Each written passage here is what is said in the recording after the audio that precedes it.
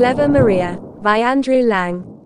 There was once a merchant who lived close to the royal palace, and had 3 daughters. They were all pretty, but Maria, the youngest, was the prettiest of the 3. One day the king sent for the merchant, who was a widower, to give him directions about a journey he wished the good man to take. The merchant would rather not have gone, as he did not like leaving his daughters at home, but he could not refuse to obey the king's commands, and with a heavy heart he returned home to say farewell to them. Before he left, he took 3 pots of basil, and gave one to each girl, saying, "I am going a journey, but I leave these pots. You must let nobody into the house. When I come back, they will tell me what has happened." "Nothing will have happened," said the girls. The father went away, and the following day the king, accompanied by 2 friends, paid a visit to the 3 girls, who were sitting at supper. When they saw who was there, Maria said, "Let us go and get a bottle of wine from the cellar. I will carry the key, my eldest sister can take the light, while the other brings the bottle." But the king replied, "Oh, do not trouble, we're not thirsty." "Very well, we will not go," answered the 2 elder girls, but Maria merely said, "I shall go, anyhow." She left the room, and went to the hall where she put out the light, and putting down the key and the bottle, ran to the house of a neighbor, and knocked at the door. "Who is there so late?" asked the old woman, thrusting her head out of the window. "Oh, let me in," answered Maria. "I have quarreled with my eldest sister, and as I do not want to fight any more, I have come to beg you to allow me to sleep with you." So the old woman opened the door and Maria slept in her house. The king was very angry at her for playing truant, but when she returned home the next day, she found the plants of her sisters withered away, because they had disobeyed their father. Now the window in the room of the eldest overlooked the gardens of the king, and when she saw how fine and ripe the medlars were on the trees, she longed to eat some, and begged Maria to scramble down by a rope and pick her a few, and she would draw her up again. Maria, who was good-natured, swung herself into the garden by the rope, and got the medlars, and was just making the rope fast under her arm so as to be hauled up, when her sister cried, "Oh, there are such delicious lemons a little farther on. You might bring me 1 or 2. Maria turned round to pluck them, and found herself face to face with the gardener, who caught hold of her, exclaiming, "What are you doing here, you little thief? Don't call me names," she said, "or you will get the worst of it," giving him as she spoke such a violent push that he fell panting into the lemon bushes. Then she seized the cord and clambered up to the window. The next day the second sister had a fancy for bananas and begged so hard, that, though Maria had declared she would never do such a thing again, at last she consented, and went down the rope into the king's garden. This time she met the king, who said to her, "Ah, here you are again, cunning one. Now you shall pay for your misdeeds." And he began to cross-question her about what she had done.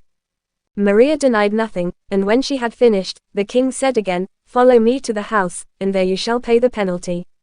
As he spoke, he started for the house, looking back from time to time to make sure that Maria had not run away. All of a sudden, when he glanced round, he found she had vanished completely, without leaving a trace of where she had gone. Search was made all through the town, and there was not a hole or corner which was not ransacked, but there was no sign of her anywhere. This so enraged the king that he became quite ill, and for many months his life was despaired of. Meanwhile the 2 elder sisters had married the 2 friends of the king, and were the mothers of little daughters. Now one day Maria stole secretly to the house where her elder sister lived, and snatching up the children put them into a beautiful basket she had with her, covered with flowers inside and out, so that no one would ever guess it held 2 babies. Then she dressed herself as a boy, and placing the basket on her head she walked slowly past the palace, crying as she went, "Who will carry these flowers to the king, who lies sick of love?" And the king in his bed heard what she said, and ordered one of his attendants to go out and buy the basket. It was brought to his bedside, and as he raised the lid cries were heard, and peeping in he saw 2 little children. He was furious at this new trick which he felt had been played on him by Maria, and was still looking at him, wondering how he should pay her out, when he was told that the merchant, Maria's father, had finished the business on which he had been sent and returned home.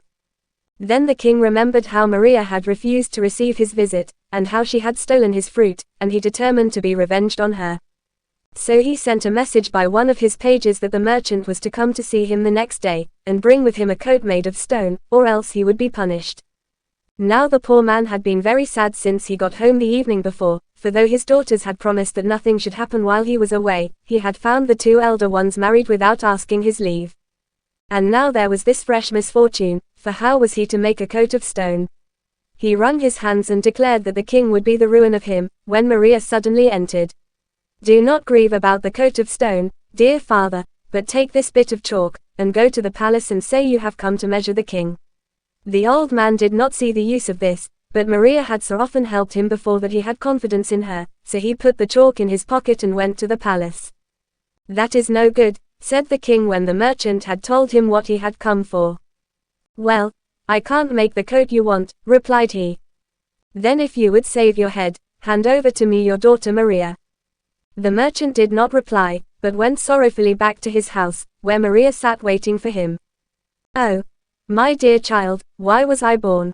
The king says that, instead of the coat, I must deliver you up to him. Do not be unhappy, dear father, but get a doll made, exactly like me, with a string attached to its head, which I can pull for yes, and no."